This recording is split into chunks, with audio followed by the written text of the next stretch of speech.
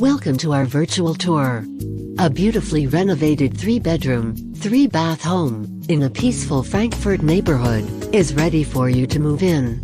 Centrally located with everything you could need within a short bike ride or walk to downtown Frankfort and Lake Michigan.